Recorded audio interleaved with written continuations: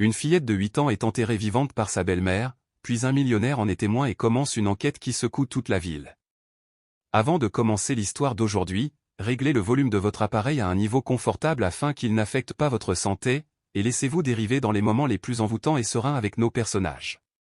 Le vent de fin d'automne soufflait doucement sur les tuiles, emportant avec lui l'odeur âcre des feuilles d'olivier humides et pourries. Sur le rebord de la fenêtre en bois sombre, une araignée solitaire tissait une nouvelle toile, ses fils de soie scintillant dans la lumière déclinante du soir, scintillant comme un conte à rebours que seul le destin pouvait lire.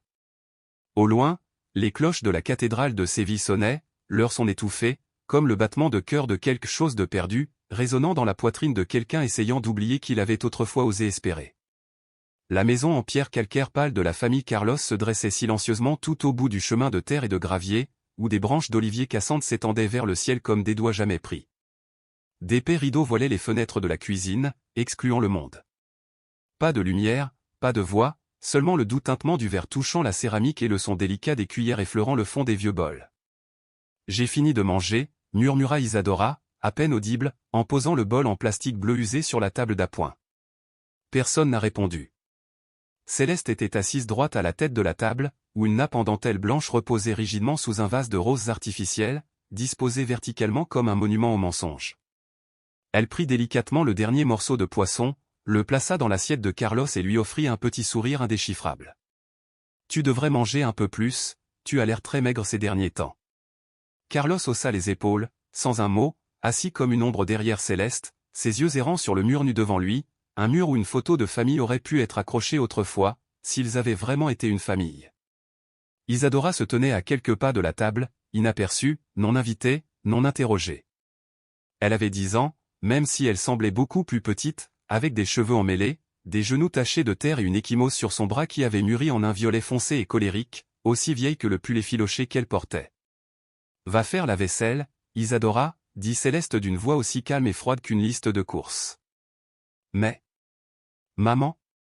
Isadora hésita. La petite Céleste leva les yeux, leurs regards se croisèrent pendant une seconde seulement avant qu'elle ne détourne le regard, comme si elle avait repéré quelque chose d'offensant sur la nappe. « Je ne suis pas ta mère, » dit Céleste en ajustant la serviette sur ses genoux avec un mépris délicat, « et ne m'appelle pas comme ça devant les voisins, ça sonne mal. » Isadora ne dit plus rien. Elle se tourna vers le coin de la cuisine, où une pile imposante de plats fissurés s'appuyait comme un mur en ruine, et retroussa tranquillement ses manches. Sous ses pieds, Bruno le vieux chien à la fourrure gris poussière gisait recroquevillé près de la cheminée. Il leva la tête, la regardant avec des yeux tristes, et laissa échapper un doux gémissement, comme une prière prononcée dans la langue des oubliés. Cette nuit-là, après que Céleste et Carlos soient montés à l'étage, Isadora se glissa jusqu'au vieux buffet et ouvrit un panneau caché dans le plancher en bois. Là, elle a découvert une boîte secrète de crayons de couleur et un carnet de croquis usés. Avec sa main gauche, sa droite tremblant encore, elle commença à dessiner. La pointe du crayon se déplaçait lentement, dessinant une petite silhouette s'élevant de la terre, une seule main maculée de boue et de sang griffant vers le haut. Elle dessina autour de lui les lignes torsadées des racines des arbres, s'enroulant comme des cages autour du petit corps, sous un ciel sombre et sans soleil. Dans le coin, elle griffonnait, en lettres tordues et inégales, « Qui me verra ?» Le bruit de pas lourd au-dessus de sa tête la figea. Elle déchira la page, la plia rapidement et la fourra au fond de la poche de son manteau. Quand elle se retourna, Céleste se tenait sur le palier de l'escalier.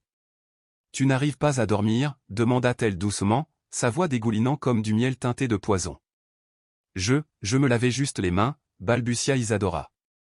Céleste descendit lentement, tirant une chaise et s'asseyant avec une grâce calculée, tapotant ses doigts sur la table en bois.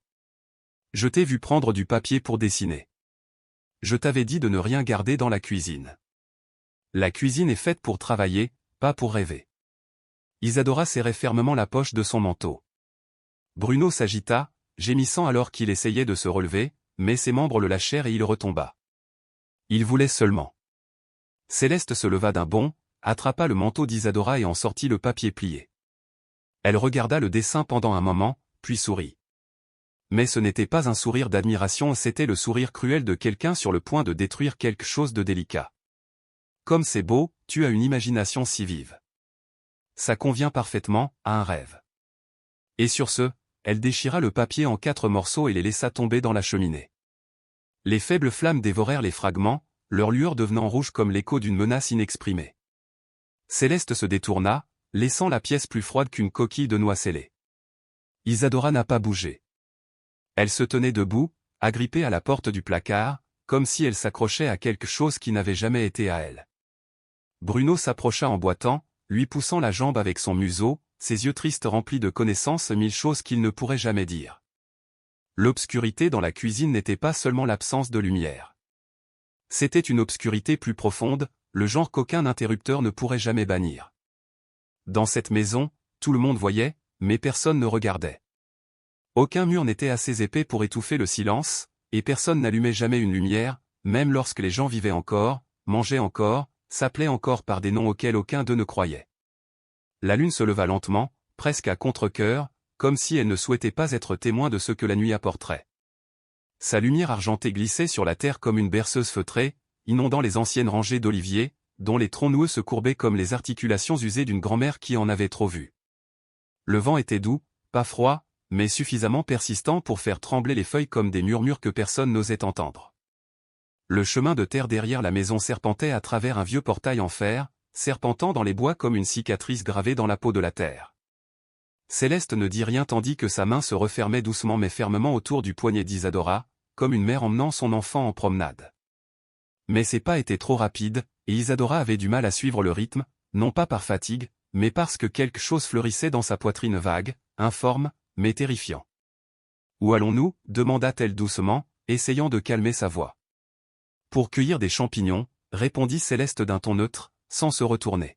« Je connais un endroit où ils poussent bien, parce qu'il fait sombre. »« Tu ne sais pas » ajouta-t-elle, presque pour elle-même. Isadora n'a pas répondu. Elle baissa les yeux sur ses pieds nus, ses orteils recourbés contre la terre, ses ongles recouverts de terre. Chaque pas ressemblait à un halètement silencieux dans sa poitrine. Les arbres devenaient plus épais autour d'eux, l'odeur de l'herbe mouillée, de la sève et de la terre remplissant l'air, évoquant le sentiment d'entrer dans un royaume oublié par le temps. Au loin, un aboiement retentit, rauque et frénétique. C'était Bruno. Céleste s'arrêta, se retourna et cria « Va-t'en !» Mais le vieux chien courait plus vite, une tache sombre se faufilant à travers les buissons, n'aboyant plus, haletant seulement, ses yeux brillants de désespoir. Ils atteignirent une clairière dans la forêt. Le sol ici avait une teinte rougeâtre sous les feuilles jaunes séchées, et l'air était étrangement dense, pas d'oiseaux, pas d'insectes, juste le calme. Au centre se trouvait un trou déjà creusé. Isadora le regarda, confuse au début. Puis Céleste se pencha, ajusta la terre avec ses mains et sourit ce faux sourire que les adultes utilisent lorsqu'ils veulent qu'un enfant tombe dans un piège. Un frisson parcourut la colonne vertébrale d'Isadora. « Que fais-tu là ? Viens voir, il y a plein de champignons blancs sous les racines des arbres. »« Tu vois. »« Je vois. » murmura Isadora, sa voix à peine audible. Mais elle n'a pas bougé. Céleste leva les yeux perçants. « Viens, viens ici. » Bruno grogna. Sans prévenir, Céleste a attrapé un bâton et a frappé. Le coup n'était pas fort, mais il était suffisant. Bruno tomba en gémissant et traîna sa patte arrière en gémissant. « Tais-toi, sale chien inutile. » Srenia Médu de Sonite. Isadora tressaillit et fit un pas en arrière. « Il y a des champignons, juste là. »« Je vais te montrer, » dit doucement Céleste. « J'ai très froid. »« Puis-je rentrer ?» chuchota Isadora. Srenia Isadora Belatakova Kak Bistrip. « Chien » murmura Céleste en plissant les yeux. Puis vint un autre sourire pas doux, pas caché, juste terriblement calme. Il y avait une sorte de sourire silencieux sur son visage, comme si elle savourait secrètement le frisson de détenir seule le pouvoir sur la vie et la mort. « J'ai juste besoin que tu m'aides pour une petite chose, » dit-elle doucement, « et ensuite nous rentrerons à la maison. » Isadora resta immobile. Ses pieds étaient gelés. Elle ne pouvait plus bouger. Lentement, instinctivement, elle recula, scrutant les alentours du regard avec un espoir désespéré. Mais il n'y avait rien, seulement des arbres, des troncs noirs sans fin, tels des bras géants, qui se refermaient sur elle. « Qu'est-ce que j'ai fait de mal ?» demanda-t-elle, sa voix à peine murmurée, craquelée sur les bords, aussi fragile que des feuilles séchées. « Srenia ?» Le nom sortit de ses lèvres presque brisées, une supplication, pas une question. « Quoi, Srenia ?» Céleste ne répondit pas. Elle fit simplement semblant de ne pas entendre, puis fit un autre pas en avant. Je peux m'améliorer, balbutia Isadora. Je peux être plus obéissante. Je ne dirai rien à papa. S'il te plaît, Céleste. Céleste s'arrêta. Elle poussa un profond soupir, celui de quelqu'un accablé par quelque chose qu'il prétend n'avoir jamais voulu faire. Toujours à embêter les autres, murmura-t-elle d'une voix neutre, presque pleine de regret. Ton père n'a pas besoin de toi. Je l'aide, je lui simplifie la vie. Isadora ouvrit la bouche pour tenter de parler, mais aucun son ne sortit. À la place, des larmes jaillirent, débordant, non pas en sanglots, mais en silence, roulant sur ses joues comme des perles de verre sur un sol froid. Céleste s'approcha, plaçant ses mains sur les petites épaules de la fille et la poussant doucement vers le bord du trou. Je te ferai rester calme, pour toujours. Le bruit suivant était celui d'une chute. Isadora s'écroula dans le creux de la terre humide. Sa tête heurta le bord d'une épaisse racine d'arbre. Tout tournoya. Tournoyante. Le ciel au-dessus de sa tête devint un tourbillon de chaos. Les pas de Céleste résonnèrent, lointains et fantomatiques, comme venus d'un autre monde. Puis, sans hésitation, la terre commença à tomber au poignet par poignée, des couches froides et lourdes, chargées de l'odeur métallique défunt. S'il te plaît, non. Srenia, s'écria finalement Isadora, la voix brisée. S'il te plaît. Je t'obéirai. Je n'ai besoin de rien. Je veux juste vivre en paix. Mais son cri fut dévoré par la forêt ancienne. Céleste continua, ses mains bougeant rapidement, presque avec urgence, comme si elle jardinait, plantant une fleur têtue qui refusait de rester enterrée. Au loin, Bruno, son corps fidèle et brisé le regardant, tenta de se relever. Ses pattes avant griffèrent le sol, grattant l'air avec désespoir. Puis retentit un son profond, angoissé, un hurlement long et douloureux, si rauque qu'il semblait vouloir déchirer les ténèbres. Mais personne n'a entendu. Personne d'autre que la forêt. Et la lune. Il y a des nuits où la paix ne se trouve pas dans le sommeil, mais seulement dans des rêves teintés de terreur, ou dans le bruit des sabots des chevaux frappant la terre meuble. Le vent soufflait doucement à travers les branches d'olivier, transportant le parfum de la sauge et les souvenirs murmurés que seuls les vieux peuvent comprendre. C'est lors de ces nuits-là que le millionnaire Santiago partait à cheval. Il n'avait jamais cru aux somnifères. Il n'avait jamais cru au hochement de tête polie ni au rire d'ivrogne lors de fêtes empestant le vin et l'hypocrisie. Il avait vieilli avec sa solitude, enveloppé dans des habitudes comme une vieille veste en cuir, sous un chapeau à large bord, un petit appareil photo toujours accroché à sa poitrine pour capturer les moments où personne ne regardait. La lumière se montre toujours, disait-il doucement. Même dans le silence. Cette nuit-là, il a roulé plus loin que d'habitude. Le rythme régulier des sabots du cheval était comme un battement de cœur silencieux, un rythme connu uniquement des vivants et des morts. Le clair de lune perçait les branches des arbres, projetant des formes tordues sur son corps comme des ombres de vieux regrets. Puis, quelque chose a changé. L'air changea. Le parfum du vent transportait non seulement des herbes et des feuilles, mais aussi le poids d'un événement qui venait d'être accompli, d'un événement irréversible. Santiago tira doucement sur les rênes. Le cheval s'arrêta, baissa la tête. Un bruit a brisé la nuit. Ni celui des insectes, ni celui des animaux. Autre chose. Le bruit du sol déplacé à la hâte. Il leva les yeux. Non loin, sous un dôme de branches noueuses, se dessinait une silhouette. Une femme, accroupie près d'un trou, se déplaçant rapidement trop rapidement comme pour cacher quelque chose. À côté d'elle, un chien gémissait. Le clair de lune embrassait la fourrure sale, révélant une silhouette voûtée. C'était Bruno. Le vieux chien de la ville. Santiago ne parlait pas. Je n'ai pas bougé. Il a simplement fait reculer le cheval de quelques pas et a levé son appareil photo. Un léger clic. Puis le silence. L'objectif a commencé à enregistrer. La femme ne savait pas qu'elle était surveillée. Elle continua à ramasser la terre, poignée par poignée frénétiquement, recouvrant quelque chose enfoui dans l'obscurité, quelque chose sans forme. Lorsque le trou fut presque comblé, elle se leva, se frotta les mains comme si elle terminait une simple corvée, puis s'éloigna rapidement, les épaules raides, la tête baissée. Santiago attendait. Toujours. Jusqu'à ce qu'elle disparaisse dans le labyrinthe de mal noir. Ce n'est que lorsque le silence fut complètement revenu qu'il descendit de cheval. Sa main flottait près du pistolet qu'il portait à la hanche, un vieil instinct remontant à l'époque où il était dans des équipes d'escorte internationales. Mais il ne le sortit pas. Bruno avait choisi quelque chose de plus puissant qu'une arme. Courage.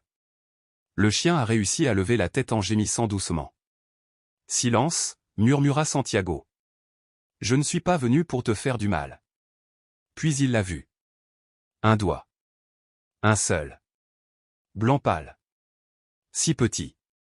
Son cœur s'est effondré dans sa poitrine. Il s'est précipité en avant. Mon Dieu. Il griffait la terre, frénétiquement. Puis il vit une main bouger. Bruno, malgré sa boiterie et son épuisement, bondit à ses côtés, creusant frénétiquement. C'était comme si toute la douleur et l'amour du chien l'avaient conduit à cet instant précis. Santiago s'agenouilla, ratissant la terre à main nue. Ses yeux le piquaient, non pas à cause du vent, mais à cause de la peur d'être trop tard. « Tu m'entends » cria-t-il d'une voix tremblante. « Zrenia ?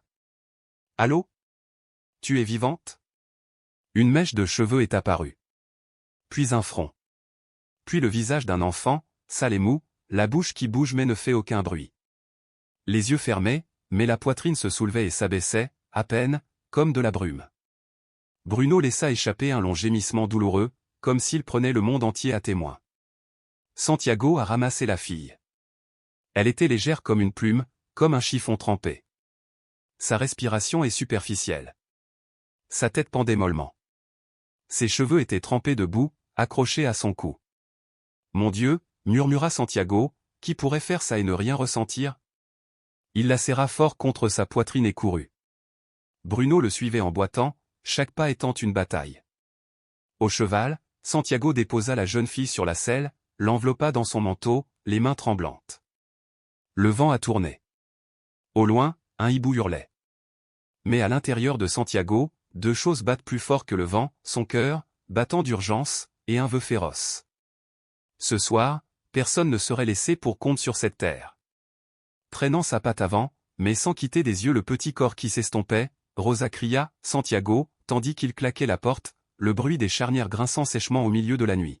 « Rosa Maria, j'ai besoin de toi. » Personne ne répondit. La maison était plus grande et plus froide que jamais, non pas à cause du temps, mais parce qu'il apportait de l'extérieur une panique qu'il ne pouvait pas laisser derrière lui. Santiago avançait rapidement dans le couloir, la plante des pieds laissant des traces humides sur le carrelage, les bras tendus. Isadora resta immobile, son petit corps noyé dans le manteau qui avait absorbé la rosée et la boue. Il déposa la jeune fille sur le canapé près de la cheminée, où le feu n'avait pas encore eu le temps de s'allumer. Mais il restait encore un peu de chaleur du dernier éclairage de la veille. D'une main, il enroula la laine autour du corps de la jeune fille. De l'autre, il toucha doucement son front froid, conservant une chaleur fragile, comme si seule une rafale de vent plus forte pouvait dissiper son souffle. Disparaissant dans la nuit, sans hésitation, il courut dans le salon. Sa main ouvrit la porte de l'armoire en bois. Il tira le fil du téléphone fixe, ses doigts tremblant tellement qu'il ne put tenir le combiné du premier coup. Il prit une profonde inspiration et composa le numéro comme s'il comptait un chapelet. Non pas par la foi, mais parce qu'il n'y avait plus rien à quoi s'accrocher. 3 sonneries, puis une voix féminine rauque et endormie. « Santiago. J'ai besoin que tu viennes tout de suite. C'est une question de vie ou de mort. Une petite fille, enterrée vivante. Je l'ai trouvée dans les bois, encore vivante, mais très faible. » De l'autre côté, pas de question, juste un profond soupir. Puis, le bruit des sommiers résonna doucement, celui de quelqu'un saisissant précipitamment quelque chose de lourd. 10 minutes. Ne laissez pas l'enfant s'endormir. Santiago raccrocha comme s'il venait de se libérer d'un poids de plomb. Il retourna au salon. Son regard croisa la petite silhouette qui s'enfonçait peu à peu sous la couverture de laine. La jeune fille ne bougea pas. Ses joues étaient couvertes de terre sèche et craquelée. Un bras meurtri, et il desserra ses doigts, légèrement recroquevillés, comme s'il rêvait de s'accrocher à quelque chose d'innommable. Il s'agenouilla doucement, essuyant toute trace de boue incrustée sur son visage. Une motte de terre se détacha, révélant une peau pâle et grise, légèrement ridée à la tempe. Bruno était allongé près de la cheminée, la tête sur le tapis, respirant bruyamment et le dos tremblant. Ses ongles étaient encore couverts de terre. Ses cheveux de chaque côté de son flanc étaient trempés. Mais il ne cria pas, ne gémit pas. Il fixa simplement Isadora, comme pour vérifier. C'est toujours là.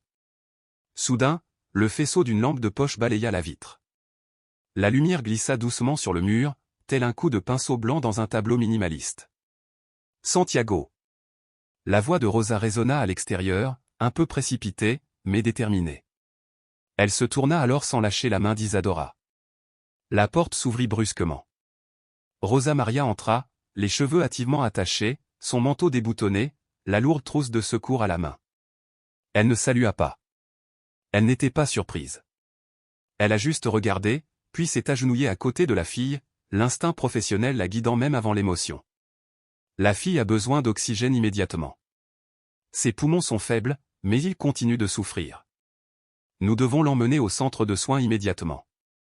Aidez-moi à lui relever la tête, maintenez-la doucement.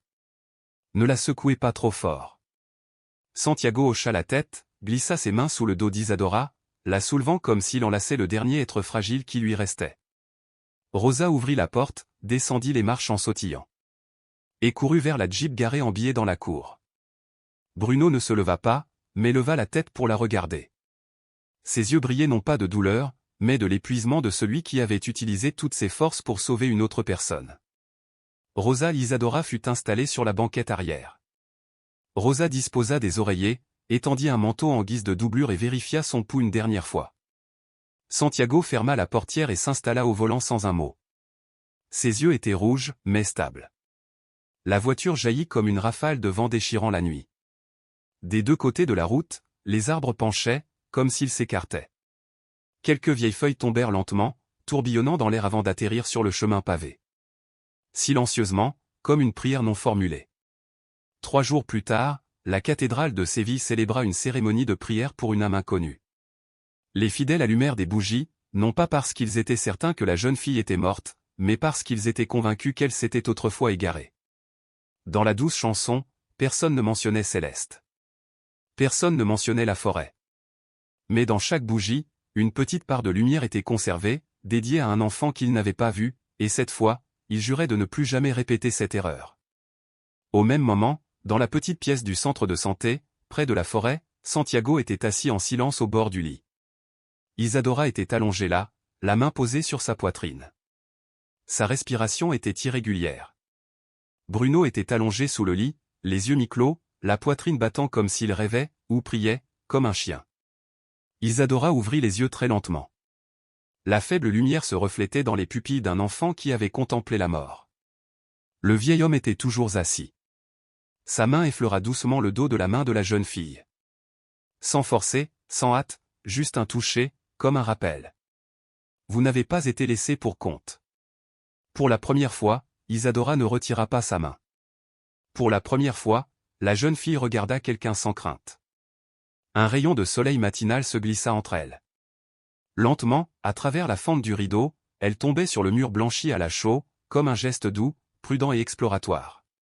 La lumière n'était ni éblouissante, ni précipitée. Il a simplement déposé silencieusement une couche de jaune pâle sur l'espace, comme le premier souffle après un long sommeil. Dehors, par la fenêtre, les branches d'olivier sèches se balançaient doucement à chaque rafale de vent, émettant un murmure semblable à celui d'un vieil homme racontant des histoires dont personne ne se souvient clairement. La pièce resta silencieuse. Comme cela avait été le cas pendant 3 jours. Ce n'était pas le silence d'un hôpital, ni celui d'une maison vide. C'était le silence d'un lieu qui venait d'échapper au chaos, où tous les bruits violents avaient été laissés derrière la porte close. Isadora était allongée sur le côté, blottie dans la douce couverture de coton qui sentait le linge fraîchement lavé. Elle ne dormait pas et ne fermait pas les yeux. Ses yeux étaient grands ouverts, sans ciller, fixant la fenêtre où brillait le rayon de soleil matinal. Dessinaient des formes déformées sur le mur. Pour la première fois depuis des mois, la lumière n'était plus bloquée par les barreaux. Elle n'était pas obscurcie par la silhouette silencieuse qui la fixait de ses yeux sans amour. La porte de la chambre était entr'ouverte. Comme si quelqu'un ne l'avait pas fermée complètement volontairement. Santiago n'était pas là, mais sa présence se répandait silencieusement dans la pièce, comme une petite radio dans la cuisine jouant de la musique classique, comme l'odeur du café torréfié qui imprégnait le couloir. Comme les pas lents mais réguliers sur le plancher en bois chaque matin. Sur la petite table à côté du lit se trouvait une pile de papier blanc aux bords intacts, placée à côté d'une nouvelle boîte d'aquarelle, avec des pinceaux lavés et prêts dans une tasse en verre. Il n'y avait aucun message. Aucune instruction. Mais dans cette présence silencieuse, il y avait tout un message. Quand tu seras prêt. Isadora s'appuya sur sa main et s'assit. Le mouvement était lent, comme s'il fallait la convaincre. Elle tendit la main vers la table. Soulevant délicatement le petit pinceau, il plongea la pointe dans l'eau. L'eau ondulait légèrement, reflétant une faible lumière bleue. Un instant plus tard, sur la première page apparut une tache bleue, pas encore une forme. Seulement la couleur. Mais les couleurs savent aussi parler, si on leur en donne l'occasion. Bruno était allongé sous le lit, une jambe bandée d'un tissu blanc, le ventre encore couvert de vieilles saletés. Entendant le bruit du pinceau sur le papier, il ouvrit les yeux des yeux marrons. Profond et patient. Il regarda Isadora, puis baissa la tête sur le tapis, comme si la paix de ce moment lui suffisait pour continuer à croire. Vers midi, Santiago frappa à la porte et entra, vêtu d'un pull gris souris. Une tasse de lait chaud à la main, posée sur la table près du lit. Pas un mot. Il regarda précipitamment le tableau à moitié peint où une petite main surgissant du sol, effleurant un halo de lumière tamisée. « Quelle couleur préfères-tu » demanda-t-elle d'une voix suffisamment forte pour être entendue, comme si elle ne voulait pas dissiper l'atmosphère de la pièce. Puis Isadora s'arrêta et leva les yeux vers lui. Il ne répondit pas, prit simplement la couleur rouge. Peindre une bande horizontale dans le coin inférieur du tableau, puis une bande verte, comme une branche d'arbre. Santiago, finalement, avec le plus petit pinceau, a dessiné la silhouette d'une personne debout silencieusement derrière un arbre, sans visage clair, juste une forme floue dans l'ombre. Il n'en demanda pas plus. Il hocha simplement la tête. Il sortit un petit carnet de sa poche et écrivit quelques lignes. Personne ne sait ce qu'il a écrit, peut-être un journal, peut-être une habitude, ou peut-être une note de remerciement pour un miracle. Vers midi, Isadora est sortie du lit. Marchant pieds nus sur le vieux parquet, elle sortit sur le balcon. Dehors, une chaise en bois, décolorée par le soleil et la pluie, conservait sa solidité. Elle s'assit, les genoux contre la poitrine, les yeux rivés sur la forêt d'oliveaux. De l'autre côté de la colline, Santiago se tenait sur le seuil, un manteau à la main, l'autre pendant. Il ne troublait pas le silence. Il regardait simplement le ciel du soir s'assombrir au-dessus de la cime des oliviers. Le vent avait changé de direction, apportant l'odeur de la terre humide et de la sagesse des arbres sur le balcon. Isadora était toujours recroquevillée dans la vieille chaise en bois, les genoux serrés contre sa poitrine. Santiago, au lieu de rentrer à la maison comme d'habitude. Il s'assit à côté d'elle, posant légèrement sa main sur son genou, silencieux pendant un moment comme s'il choisissait comment demander quelque chose qui n'était pas facile. « Isadora » dit Santiago d'une voix rauque, mais suffisamment douce pour ne pas effrayer la fille, « si je n'avais pas été là ce jour-là. Peut-être que je n'aurais jamais su ce qui s'était passé. Mais je veux savoir. Je te crois. Tu mérites qu'on te le dise, avec tes propres mots. » La petite fille était toujours assise là, la tête légèrement inclinée, regardant l'arrière-cour où le soleil de l'après-midi se retirait lentement des dalles. Un moineau gris a traversé la balustrade, laissant derrière lui le bruit du vent qui s'abattait comme si on tournait la page d'un vieux livre. Mais Isadora ne leva pas les yeux, et Santiago ne la pressa pas. Il savait. Il y a des histoires qui ne devraient être que écoutées lorsque le narrateur est prêt. Personne ne t'oblige à parler, dit-il doucement, comme une main posée sur une épaule sans la toucher, mais si tu veux, je suis là. Je ne partirai pas. Un moment de silence, si long qu'il semblait que l'histoire ne serait jamais racontée. Puis soudain, Isadora prit la parole. Sans prévenir, sa voix était égale, basse, sans tremblement. Non pas comme si elle racontait sa propre histoire, mais comme si elle lisait le journal d'une personne décédée dans ce même corps. Bonjour. Chaque matin, je me lève tôt. Avant le lever du soleil, je commence par laver la vaisselle de la veille. Ensuite, je nettoie le sol, je mets la table et je ramasse le linge sale. Si je ne me lave pas bien, elle jettera toute la pile de vaisselle dans l'évier et restera là, à me regarder sans rien dire. Mais ce regard est comme un couteau, qui me coupe le cou. Santiago n'intervint pas. Il baissa simplement la tête. Ses yeux étaient comme un lac sans vagues. Mais au plus profond de moi se trouvaient des tourbillons déchaînés, retenus par la compassion. Isadora s'arrêta un instant. levant sa main droite pour tirer sur la manche de son manteau qui avait glissé, une habitude prise au fil des années de devoir toujours avoir l'air soigné devant les autres. Et puis elle a continué. Un jour, j'ai laissé tomber une cuillère. Je n'ai pas été frappé. Je n'ai pas été grondé. Mais elle m'a regardé, pendant un long moment. Un long moment passa, puis il demanda simplement, « Pourquoi es-tu si maladroit ?»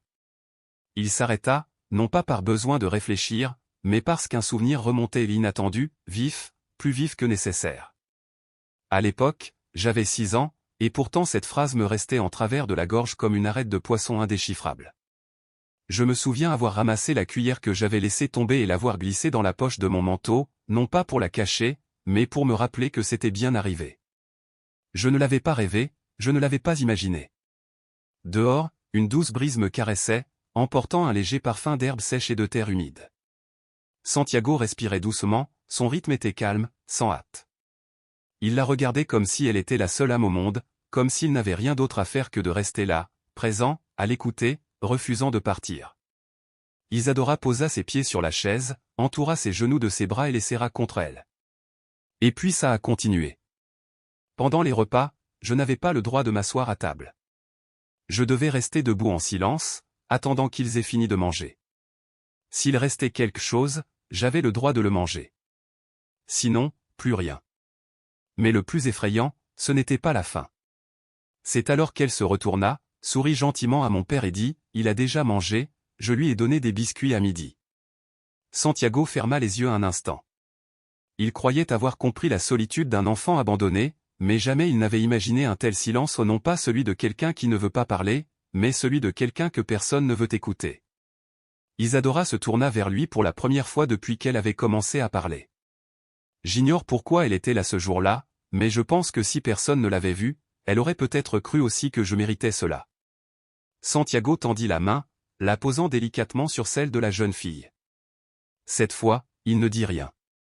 Parce qu'il savait que parfois, la seule chose à faire était d'être présent, non pas pour réparer, ni pour justifier, mais pour témoigner. Il fallait que quelqu'un voie. Mon père était toujours occupé. Il partait travailler tôt le matin et, à son retour, il ouvrait son ordinateur portable ou lisait le journal. Je m'asseyais toujours à la même table, mais elle n'avait jamais le temps de me demander si j'avais mangé ou comment j'allais à l'école. Pourtant, elle savait toujours comment le cacher. Dès que quelqu'un entrait à la maison, elle me souriait chaleureusement, préparait du thé et m'appelait mon amour. Mais lorsque la porte se referma, tout redevint comme avant. Chaque mot prononcé par Isadora était comme une lame, fine et tranchante, transperçant la mémoire de Santiago, non pas parce qu'il avait vécu la même chose, mais parce qu'il avait ignoré trop de silences. Des silences comme les siens. Des bols renversés faute d'avoir été bien nettoyés. Des regards muets, mais chargés de non-dits. Le silence d'hommes affairés qui semblaient toujours lire le journal au moment précis où un enfant avait besoin d'une question. Isadora continuait de parler. Puis le jour J arriva. Elle me proposa de l'accompagner, nous irions cueillir des champignons dans la forêt. Elle me dit que nous étions les seuls à connaître cet endroit. Et puis, elle insista. Un frisson lui parcourut l'échine, son estomac se serra comme lorsqu'on lit l'histoire d'une personne trahie par son propre sang. Et pire encore, personne n'arriva à temps. Bruno m'a sauvé. Sa voix n'était pas plus forte que la brise qui soufflait entre les oliviers centenaires. Le regard d'Isadora était fixé sur la forêt. La lumière de l'après-midi glissait lentement sur les branches, baignant la terre oubliée d'une teinte orange pâle. Tu l'as vu, n'est-ce pas? Santiago ne réagit pas tout de suite. Il retira son épais manteau de laine et le posa délicatement sur ses fines épaules. Sa main effleura son épaule une seconde seulement, non pas pour la retenir, mais pour lui faire savoir qu'il était là. Il s'assit ensuite sur la chaise en bois à côté d'elle. Il pencha la tête, essayant de partager la vue sur laquelle elle était si intensément concentrée. Le vent souffla doucement, soulevant quelques mèches grises de ses cheveux. Une feuille d'olivier se détacha de sa branche, tournoya 3 fois avant de retomber à terre. Entre deux, oui, je l'ai vu, dit Santiago d'une voix basse mais assurée. Je l'ai vu creuser la terre avec ses pattes avant jusqu'au sang. Je l'ai vu arracher la main de la fille avec ses dents. Et puis il s'est allongé à côté d'elle, respirant fort, mais sans jamais la quitter. Il ne l'a jamais quittée. J'ai tout vu. Isadora détourna le visage, non pas pour cacher des larmes séchées depuis longtemps, mais parce qu'il y a des souvenirs qu'on ne peut regarder directement. On a envie de les garder, entiers, intacts, dans son cœur. Certains souvenirs volent en éclats sous le poids d'une attention directe. Une minute entière s'écoula en silence. Seul le vent bruissait doucement contre les troncs d'arbres, et la respiration douce et régulière de Bruno, allongé non loin, la tête posée sur sa jambe. Comme si on me chronométrait encore le temps que je pouvais rester ici, murmura Isadora, sa voix si faible qu'elle implorait le silence juste pour être entendue. Mais Santiago n'eut pas besoin de le demander à nouveau. Il comprenait. Il leva les yeux vers la forêt, où les derniers rayons du jour filtraient à travers les feuilles comme un sentier tranquille. « Aussi longtemps que tu veux, dit-il, chaque mot lent est gravé dans l'air. Mais si tu veux savoir ce que j'ai dans le cœur, dis-je. J'espère que ce sera pour toujours. » Personne ne parla après ça. Isadora se leva et se dirigea lentement vers l'escalier. Elle s'arrêta devant la porte, jeta un coup d'œil à Bruno et sourit doucement, un sourire rien que pour elle. Elle monta doucement l'escalier et entra dans la pièce. Il alluma la lampe de bureau. La lumière dorée réchauffa l'espace. Il ouvrit le carnet de croquis et se tourna vers le dos du tableau sur lequel il travaillait depuis ses premiers jours dans cette maison. Avec un crayon doux. Elle écrivit en petites lettres soignées. « Bruno m'a sauvé. Tu le vois. Tu le vois. » Puis elle laissa le tableau derrière elle. Elle le plia comme on plie une lettre non envoyée. Mais au fond d'elle, la question avait déjà trouvé sa réponse et cela lui suffisait. Elle a placé le papier plié là où Santiago laissait habituellement sa tasse de café le matin, non pas par hasard, mais délibérément, pour qu'il sache qu'elle avait commencé à croire au fait d'être entendue, même si ce n'était qu'à travers des images et une simple ligne de mots.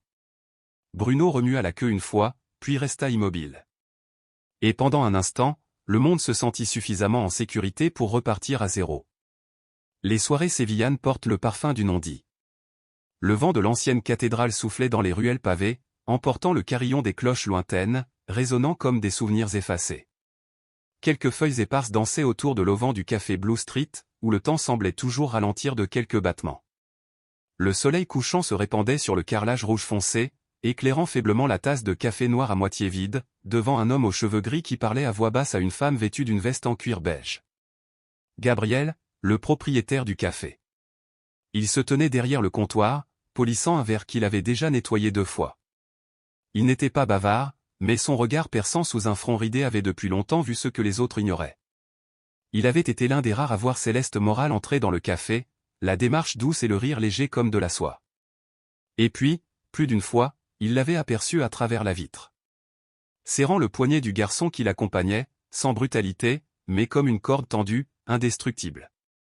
Assise en face de lui se trouvait Sofia, l'avocate de Santiago, la millionnaire qui vivait cachée dans les collines à l'ouest. Elle n'était pas venue pour savourer un café. Elle était venue pour rencontrer Gabriel, la seule personne qui parlait avec ses yeux, même s'il ne le disait jamais avec des mots. Elle ouvrit son ordinateur portable. Son doigt plana sur un fichier audio. Il m'a raconté un jour avoir vu Céleste faire signer les papiers à Carlos après la disparition de la fille. Elle est venue ici, comme toujours, a préparé du thé à la menthe, a souri et m'a demandé comment j'allais. Puis elle a dit, j'ai finalement accepté de tout léguer à l'enfant que nous aurions un jour. Elle marqua une pause. Je ne lui demandai plus rien. Je me souviens juste que Carlos est arrivé en retard. Il avait l'air distrait. Elle lui tendit des feuilles fines. Je l'ai vu. Il signa sans lire. Sofia ne leva pas les yeux, mais sa main se figea sur le clavier. Un léger clic rompit le silence lorsqu'elle rouvrit l'audio. « Tu es sûr ?» demanda Srenia. « Tu crois que j'invente ça ?» J'ai vu Céleste lui tendre les papiers. Elle a murmuré quelque chose. Il a signé. J'ai tout vu. Elle jeta un coup d'œil autour d'elle, comme si ses paroles l'effrayaient. Sofia resta assise en silence, réfléchissant à tous les soupçons qu'elle nourrissait depuis longtemps. Maintenant, il semblait détenir la clé. Elle demanda si M. Santiago avait entendu l'histoire, et il s'avéra qu'elle l'avait déjà appelé. Santiago était resté silencieux, puis avait soupiré. Elle avait planifié les choses plus minutieusement que je ne le pensais. On en a assez. Des témoins, des preuves. Il est peut-être temps d'envoyer la vidéo originale à la police. Juana, au journal local. Que la ville se voie.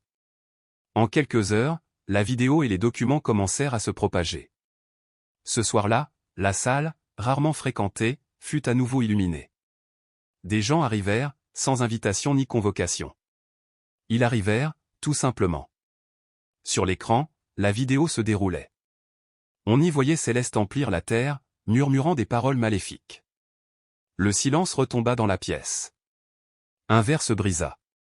Carlos serra le testament jusqu'à ce qu'il se froisse dans ses mains. Sofia se leva, la voix ferme.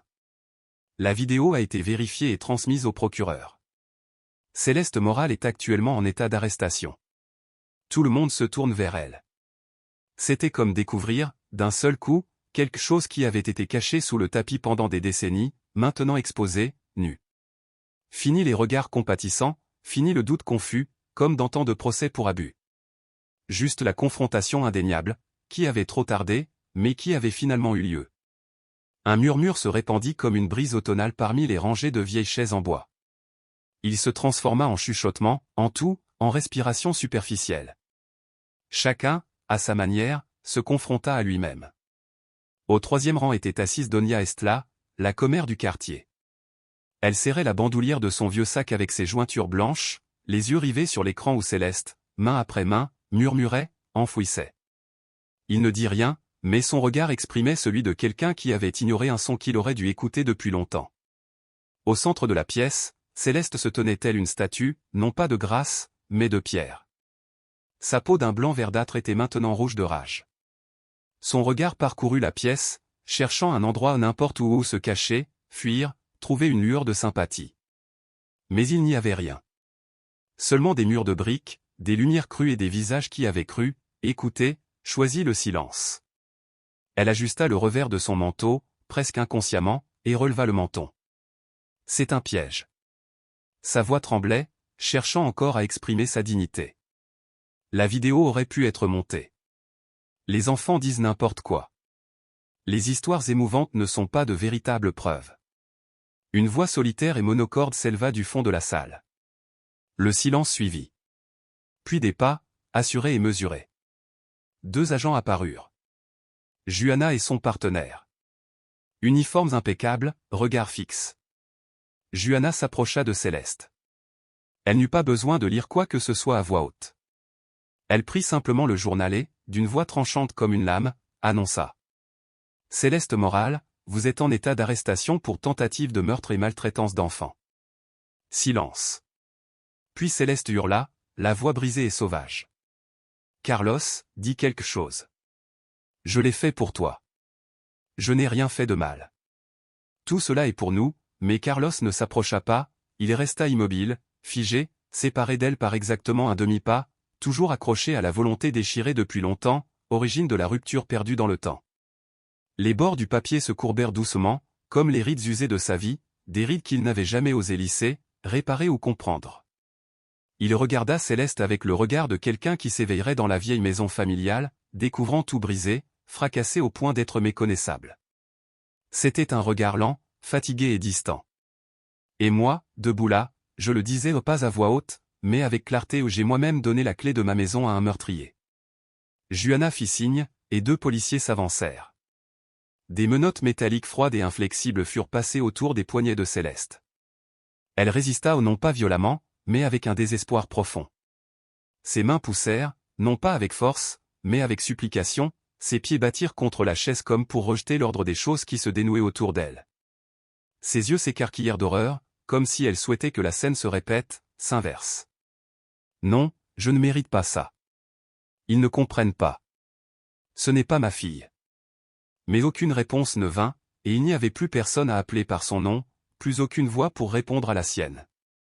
Bruno aboya doucement, puis se tut, et Isadora, assise au premier rang, baissa simplement la tête, la main toujours posée délicatement sur celle de Santiago.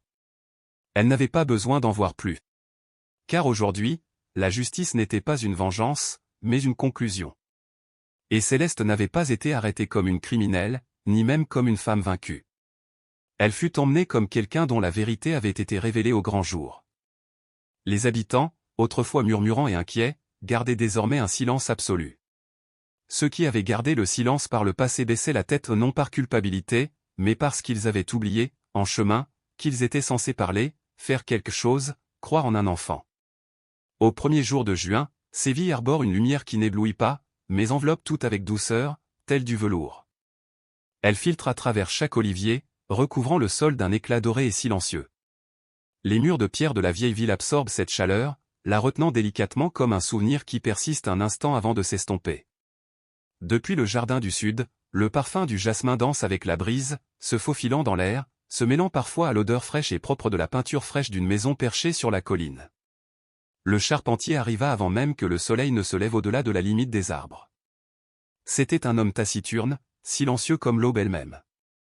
Il fit un signe de tête à Santiago et entreprit discrètement de retirer la vieille enseigne accrochée devant la grande porte du manoir. Pendant qu'il travaillait, un PAN de mur délavé apparut, où la poussière s'était accumulée pendant des années sans que personne ne s'en aperçoive. Lettre par lettre, le nom, Villa Santiago, a été supprimé, chaque morceau tombant doucement dans la paume du charpentier, comme la lente descente d'un nom qui avait vécu sa vie et qui s'est maintenant écarté, laissant place à quelque chose de différent. Cet après-midi-là, en rentrant de l'école, Isadora vit que le nouveau panneau avait été installé. Une simple planche de bois, gravée à la main en lettres d'acier noir, Maison d'Isadora. La fillette resta là un long moment, immobile, une lueur fragile et pourtant sûre dans ses yeux telle une feuille verte, petite et vibrante, prise au milieu d'une immense tempête rose. C'est Maria qui a suggéré la première de retourner à l'école. Tu n'as pas besoin de rattraper qui que ce soit, dit-elle doucement en posant une main ferme sur l'épaule d'Isadora. Tu dois juste y aller, t'asseoir là et savoir que tu as le droit d'être là, comme tout autre enfant. Ainsi, le premier jour de son retour, Isadora s'assit au dernier rang d'une petite salle de classe en ville. Elle apporta son carnet de croquis et le laissa ouvert sur le bureau, telle une compagne silencieuse. Sofia continuait de venir au manoir tous les jeudis, non plus comme avocate, mais comme amie. Elle apportait des livres de droit civil, parfois des journaux relatant des histoires de femmes défendant les droits des enfants. Elles s'asseyaient ensemble dans le jardin, autour de la vieille table en bois et des chaises en fer maintenant tachées de rouille, et discutaient lentement de sujets comme la responsabilité, la justice et le droit d'être entendu. Un dimanche après-midi, Santiago taillait les arbres du jardin. Il taillait chaque branche avec un soin discret, comme s'il taillait les souvenirs eux-mêmes ne gardant que l'essentiel, abandonnant ce qui était devenu sauvage et inutile. Isadora arriva et se tint silencieusement derrière lui. Elle parla d'une voix douce. Monsieur Santiago s'arrêta et se tourna vers elle. Puis-je t'appeler papa? Il vacilla légèrement, puis s'assit sur la marche à côté d'elle. Ils restèrent un moment silencieux, puis il posa doucement sa main sur son épaule. Si c'est ce que tu veux, dit-il, et si tu es prête. Isadora hocha la tête. Il reprit la parole, la voix rauque mais claire. Je sais que mon père biologique n'est pas un homme mauvais, il est juste occupé. Certaines personnes ne savent pas quoi faire quand leur voisin sait tout contrôler. J'ai été en colère contre lui pendant longtemps. Mais je ne veux plus la supporter. Santiago la regarda comme s'il venait de la voir vieillir d'un jour à l'autre. Puis il dit doucement, il y a des choses que les adultes ont besoin d'apprendre des enfants. Et aujourd'hui, tu m'en as appris une. Isadora posa sa tête sur son épaule et, pour la première fois depuis longtemps, il sentit qu'il n'y avait plus de vide dans son cœur. Parce que quelqu'un avait eu la patience de rester jusqu'au bout. Certains étés arrivent sans feu d'artifice ni fanfare. La lumière du soleil commence simplement à éclairer plus généreusement les rebords de fenêtres, le parfum de la peinture à l'huile persiste le long de l'allée du jardin, et le bruit du pinceau sur la toile évoque la redécouverte d'un souffle oublié. Le grenier à l'arrière de la maison était devenu un atelier. Isadora s'asseyait souvent parmi des tableaux inachevés, absorbée par son travail. Elle ne choisissait pas les couleurs qui correspondaient à la réalité. Le sang dans ces tableaux n'était pas rouge, mais d'un violet profond. L'obscurité n'était pas noire, mais bleu marine, légèrement veinée d'argent comme la lumière de la lune traversant les feuilles. Elle avait suivi un cours intensif de peinture au centre d'art de la ville, qui avait débuté plus tôt dans le mois. Chaque matin, elle assistait au cours. À midi, elle était de retour chez elle et peignait jusque tard dans la soirée. Santiago ne parlait pas beaucoup avec les autres élèves, mais les professeurs ont commencé à remarquer à quel point ses traits avaient changé. Un jour, Santiago monta l'escalier menant au grenier. Il entra dans l'atelier au moment même où Isadora posait son pinceau. « Qu'est-ce que tu peins » demanda-t-il par derrière. « Je ne connais pas le nom » répondit Isadora. « Je sais juste qu'il est en moi depuis longtemps, et qu'il est sorti aujourd'hui. » Il s'approcha et regarda le tableau. Sur la grande toile se trouvait un enfant au visage indéfini, allongé sur le sol. Une petite main se tendait vers le haut, et tout près, un chien était assis à l'ombre des arbres, le regard tourné vers lui. Le ciel était éclairé par des éclairs, comme si quelqu'un avait gravé la nuit au couteau. Santiago ne dit rien, mais il comprit. C'est ainsi que la jeune fille avait survécu, en transformant tout ce qui avait tenté de la détruire en quelque chose d'inoubliable. 2 semaines plus tard, Santiago apporta ce grand tableau à la bibliothèque publique de la ville. Il n'adressa pas beaucoup la parole au directeur. Il laissa simplement une enveloppe, le tableau et une petite plaque en bois gravée des mots suivants. N'oubliez pas. Le maire actuel haussa les épaules. Il vaut mieux le laisser ici, pour nous rappeler que ce genre de choses était réel. Le tableau fut donc accroché dans le couloir principal, à côté du rayon jeunesse. Au début, certains l'évitaient. Mais petit à petit, les élèves ont commencé à s'y rendre et à demander aux enseignants, « Qui a peint ça? Est-ce vraiment arrivé? Comment s'appelle le chien ?» Cette nuit-là, alors que la maison dormait, Isadora ouvrit la fenêtre du grenier. Le vent nocturne s'y glissa doucement, comme un souffle léger. La jeune fille resta assise là, les yeux rivés au ciel. À Séville, il y a des nuits où le vent ne souffle pas, les nuages ne bougent pas et la lune reste immobile, tel un cadre vide attendant que quelque chose apparaisse. C'était le soir de la première exposition d'Isadora. Pas de banderole, pas de titre. Juste une vieille gare de chargement nettoyée près de la place San Lorenzo, illuminée d'une douce lumière jaune et laissée ouverte. Exactement à cette heure du soir, les gens ont commencé à arriver, certains par curiosité, d'autres parce qu'ils se souvenaient de son nom du procès, et d'autres encore parce que quelque chose en eux avait besoin d'affronter ce qui ne pouvait être nommé. Même si personne ne l'a dit à voix haute, tout le monde le savait. Les tableaux étaient disposés comme un voyage silencieux. Tout commençait par de petits dessins aux couleurs froides, formes indéfinies, comme des fragments de rêves brisés. Certaines pièces ne représentaient qu'un coin sombre avec des yeux fixés au loin, une fenêtre en hauteur hors de portée, ou un enfant assis, le dos tourné, les cheveux en bataille, serrant un oreiller. Il n'y avait ni mot ni légende.